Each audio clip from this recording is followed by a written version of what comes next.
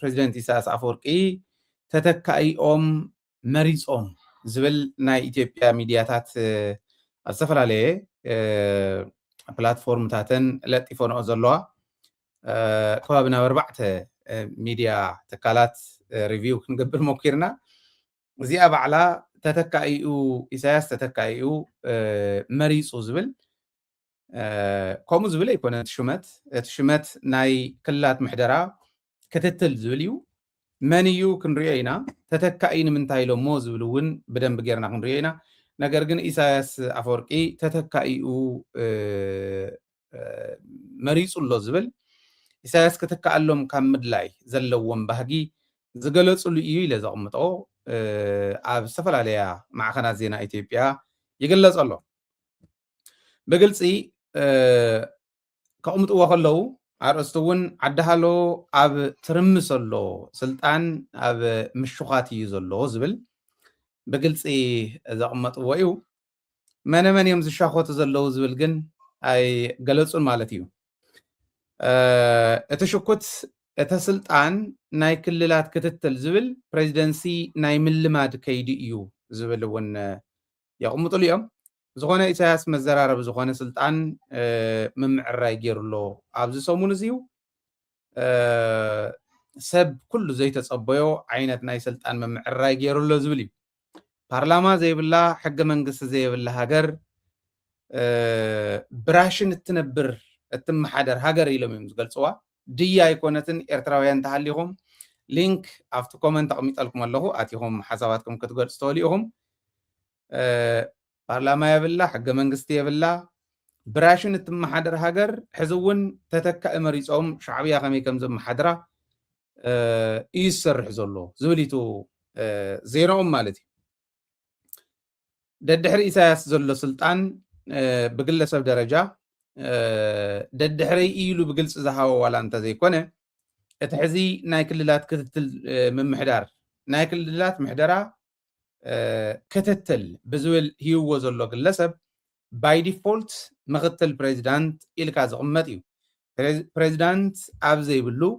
ፕሬዚዳንት ምናልባሽ እውን ክለቅቕ ኣብ ዝሓስበሉ ብዕድመን ብኻሊእን እውን ኣብ ዝኸደሉ ከቕምጥዎ ስለ ዝሓሰቡ እዮም ነዚ ወዲ ኣምፂኦሞ ይብሉ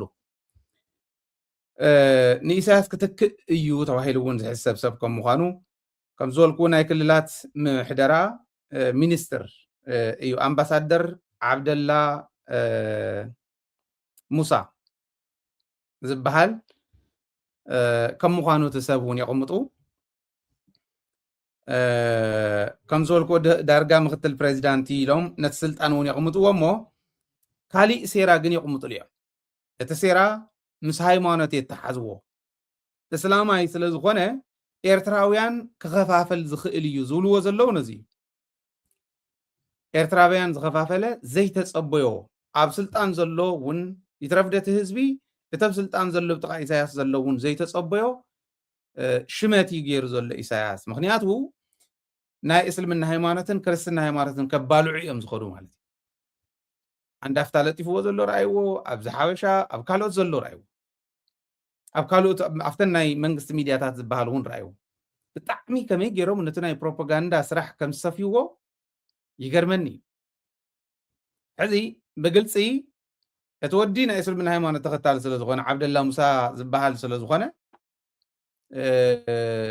ሕዚ ኣብቲ ናይ እስልምና ሃይማኖት ተኸታልን ኣብ ናይ ክርስትና ሃይማኖት ተኸታልን ዘሎ ርክብ ኣፈላላይ ክፍጠር እንተኮይኑ ርኢኹም እስላማይ ይትከኣልኩም ኣሎ ምስ ኢትዮጵያ ንኸይትራኸብ ኤርትራ ኣባል ዓረብ ሊግ ስለ ዝኾነት ሞስሊ ናብ ዓረብ ሊግ ንኽተዳሉ ናብ ዓረብ ሃገራት ንኽተዳሉ ምናልባሽ እውን ናይ ግብፂ ኢዳእታውነት እውን ዘለዎ ናይ ስዑዲ ኢዳእታውነት እውን ዘለዎ እዩ ነዚ የቕርቦ ኣሎ the next president እስላማይ ክኾን እዩ ሃይማኖት እኮ ናብ ዝኾነ ይኹን ዓዲ መፅኡ እዩ እምበር ነታ ዓዲ ዝፈጠረ ኣይኮነን ንምንታይ ከምኡ ይብሉ ከም ዘለው ተረዲኦም ክሰርሑ እንተዘይክኢሎም ናይ ሚድያ ስራሕቲ ናይ ኤርትራ ልክዕ ከምቲ ናህና ውዱቕ እንተኮይኑ ከምቲ ናይ ትግራይ ኣብ ትግራይ ግለሰባት እዮም ዝርድእዎ ናይ ሚድያ ሽርሒ ናይ ኢትዮጵያ እምበር እቲ መሪሕነት ኣይርድእን እዩ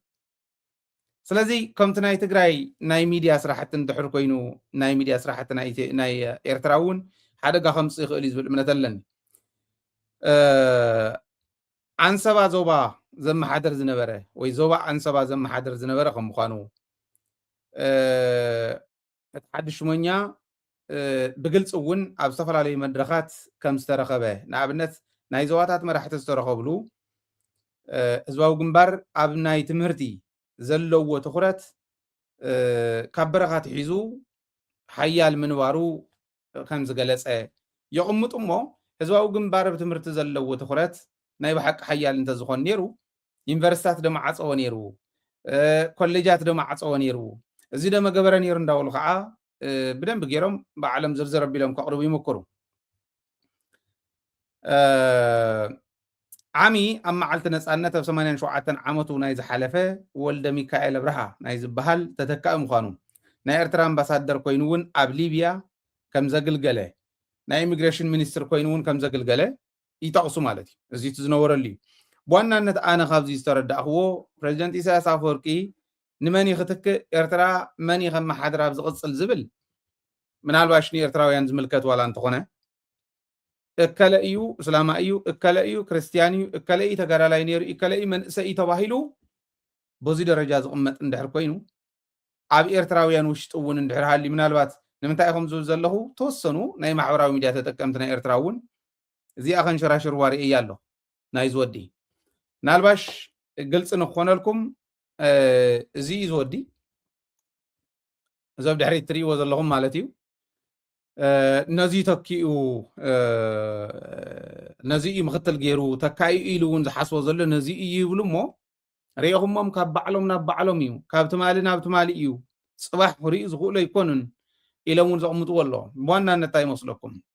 ኣብ ኤርትራ ይኹን ኣብ ዝኾነ ይኹን ሃገር እቲ ዓዲ እቲ ህዝቢ ክሳገር እንድሕር ኮይኑ ዓዲ ዘሳግር ሓድነት ህዝቢ እዩ ዓዲ ዘሳግር ዕድመ ኣይኮነን ወዲ 80 ዓመት መርሖ ወዲ 90 መርሖ ወዲ 20 መርሖ ወዲ 40 መርሖ ዓዲ ክሳገር ዝኽእል ከሳግር ዝኽእል እተሓሳስባ ክመርሕ ከሎ እዩ ካብ ኢሳያስ ዝበለፀ እንድሕር ኮይኑ ዝወዲ እዚዩ ዋይናት ዘየሳግር ተዕድሚኡ ኣብቲ ዘለዎ ዕድመ ስለ ዝኾነ ሽግር ክፈጥር እዩ ዝብል እምነት የብለይን ምናልባሽ እውን ወዲ 40 ወዲ 30 እንድሕር መፅኡ እታ ኮይኑ ዘየሳግር ኣተሓሳስባ ከሳግር ዝኽእል እስካዕ ዝኾነ ፀገም ዘለዎ ይመስለኒ ኢብራሂም ትሮሬ ምርኣይ ይከኣል እዩ ኢብራሂም ትሮሬ ወዲ 35 ዓመት ኮይኑ እዩ ነቲ ዓዲ ተቐቢልዋ 3 ዓመት 4ይ ዓመቱ ዶ ይኸደሉ ሓቀ ብርኪና ፋሶን ኣብ ትግራይ ዝኒሄ መሪሕነትን ረኣዩ ዋላ ትግራይ ሃገር ኣይኮነት እንተኢልኩም ኤርትራ ዝኒሄ መሪሕነትን ብርኪና ፋሶ ዝኒሄ መሪሕነትን ረኣዩ ዕድመ ኣፈላላይ ፈጢሩ እዩ ክትብሉ እንተኾንኩም መንእሰይ ስለ ዝኾነ ይጎይሎ ንሱ እሞ ኢሳያስ ዕድሚኡ ስለ ዝደፍአ እዩ ደኺሙ ዘሎ ትብሉ እንተኾንኩም በዚ ገርና ንውሰዶ እሞ በቲ ሓደ ገፅ ከዓ ኣሜሪካ ዝመርሕ ዘሎ ካብ ኢሳያስ እውን ዝዓበየ እዩ ኦኬ ኣብ ዓድና ኣብ ኣፍሪካ ውሽጢ ሩዋንዳ ዝመርሕ ዘሎ እኮ ፖል ካጋሜ እዩ ሩዋንዳ ካብ ኣፍሪካ እታ ዝበለፀት ዓዲ ኣብ ምዕባለ ፅሩይ ከተማታት ዘለዋ ምዕቡል ከተማታት ዘለዋ ኢንቨስትመንት ስሕብ ዘላ ምናልባሽ ንሕና ናይ መለስ ሌጋሲ እንዳበሉ ይቕልዱ እንዲዮም መራሕትና ምስ መለስ ቀረባ ስለ ዝነበረ ትወዲ ብትክክል ልምዓታዊ ዲሞክራሲ መንግስቲ ኢንተርቪን እንዳገበረ ንኩሉ ማዕረ ገይሩ ይወስደሉ እንድሕር ክበሃል ኮይኑ መመዘኒ ናይዙ ዴቨሎፕመንታል ዲሞክራሲ ዝበሃል ካብ ኢትዮጵያ ንላዕሊ ካብ ትግራይ ንላዕሊ ኣብ ሩዋንዳ ኢና ንረኽቦ ስለዚ ዓብይ ስለ ዝኾነ ደኣ እሞ ንምንታይ ዘይወደቐ ብርኪና ፋሶ መንእሰይ ስለ ዝኾነ እንተኢልና ሩዋንዳ ኸ ዓብይ ስለ ዝኾነ ደመበልና ምእክል ዝበለ ሰብ እውን ክንደሊ ንኽእል ኢና ንሶ ይኮነን ንሕና እውን ክንመሃረሉ ከም ተጋሩ እየ ዝብል ዘለኹ ኤርትራውያን ናልባሽ እቲ ፅቡቕ ነገሩ ድሕሪ ብረታዊ ቃልሲ ናይ ኤርትራ ሃገር ወኒኖም እዮም ዓብይ ነገር ናይ ተቃለስቲ ኤርትራ ንህዝቦም ሃገር ጨቢጦም እዮም ህዝቦም እውን ኣሚኑ ደቁ ሂብዎም እዩ ደቂ ህዝቢ ሒዞም ንደርጊ ተቃሊሶም ስዒሮም ሃገር መስሪቶም ሃገር ድሕሪ ምምስራት ክመጽእ ዝግብኦ ዝነበረ ናጽነት እዩ እቲ ናጽነት ብምንታይ ይምዘን እቲ ዲሞክራሲ ብምንታይ ይምዘን እንታይ ዕንቂፍዎም ንሱ ንዘይምርካብ ንሶም ይፈልጥዎ ንሱ እዮም ዝደልዩ እቶም ኤክስፕሌን ዝገብርዎ ብደንቢ እቲ ኩነታቶም ኣብ ዝተፈላለየ ሚድያ ንሱ ናይ ባዕሎም ቃልሲ እዩ ንሕና ኤርትራውያን ጽቡቕ ክረኽቡ እንደሊ ኢና ንሕና እውን ጽቡቕ ክንረክብ ንሶም እውን ጽቡቕ ክረኽቡ ከዓ ጉርብትናና ጽቡቕ ክኾን እንደሊ ኢና በዚ ደረጃ እውን ኢና ንሰርሓሉ ኢትዮጵያ ኢሳያስ ያ ክትክእ ደልዩ ከምዚ የምጽእ ኣሎ ኣይ በቲ ሓደ ሚድያ ከዓ ንስኹም እዚኣ ሓዙ ንስኹም እዚኣ ሓዙ ተባሂሉ ተኸፋፊሉ እንዲ ዝወሃቦም ከመይ ገይሮም ነቲ ፕሮፓጋንዳ ከም ዘባርዕዎ ክትርእዩ ኣለኩም ክንመሃረሉ ኣለና